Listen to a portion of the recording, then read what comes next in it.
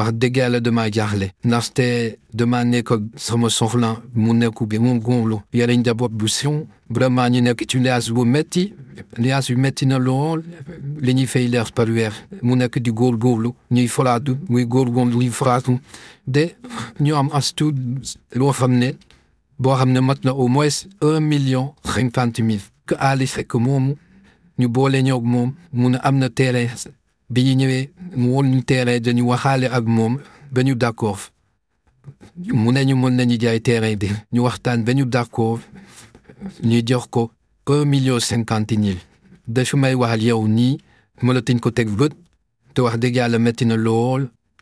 lool jàpp nañ ko nag mu ngi war a taxaw tribunal kii vendredi à 8h la war a taxaw tribunal. waaw salaamaaleykum ñu ngi leen di ziar waa Sénégal yëpp ñun de dañoo jaaxle wax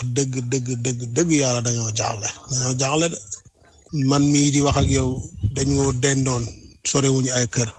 ma wóolu ko lool ndax jàngam alquran ak mën a wér dem wallahi mais Ali Seck def nañu jëf joo xam ne ñun xamuñu fu lañ koy waxee parce que man na lu mat 40 personnes yoo xam ne Ali Seck dóor na leen heure boo ko tëjee mu génnaat xamuñu fu ñuy jaar nag mënuñu la wax fii lay jaar wax dëgg yàlla foo ko tëj mu génnaat te am na loo xamante nag ñun sénégalais war nañ cee dimbali gouvernement war nañ cee dimbali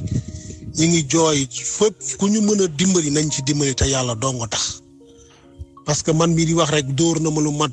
7 millions jox ma 2,500,600,180,000 desel ma 3 millions et quelques ba léegi maa ngi ciy daw lu mat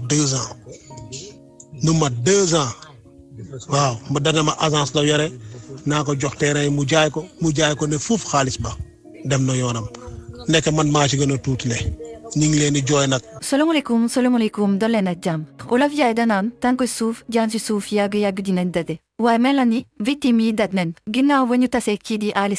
Seck nag dafa nekk koo xamante ne du nit ku jub ginnaaw ba mu triandé des dizaines de personnes am na si ñoo xamante daf leen a jaayee terrain te mosuñu gis terrain bi am si ñoo xamante ne daf leen a jaayee billet Nicaragua te mosuñu gis billet bi Ali Seck daal moom loolay liggéeyam lu gën a doy waa si mbir yi mooy min na kaso te moom sax da koy wax kaso këram la ko jàppee daanaka si biti mooy vacances pour moom daal loolay liggéeyam def yëfu trian rek waaye mel na ni bii pas du rëcc parce que ñi mu jot a trian yëpp dañoo dajaloo def benn collectif ngir porter ko plainte waaye mbir mi ñaaw na trop parce que am na ñu si bëri ñoo xamante ne seen économie lañ jël jox ko pour mën a am terrain mi nekkoon ci location bu métti ñu sacrifier lépp pour mën a am dara waaye Ali Seck ñoom tas seen yaakaar mbir mi nag moo ngi noonu métti na trop kenn ñaanul yàlla nekk ci situation gu mel nii yéen lan mooy seen xalaat ci mbir bi lan moo war a mën a doon solution pour génn ci genre problème yu mel nii loolu noonu yëpp ñoo ngi leen koy laaj à travers les commentaires ñoo ngi leen di ñaan ngeen abonné wu et laisser benn pouce bleu fon ñu waxante ba beneen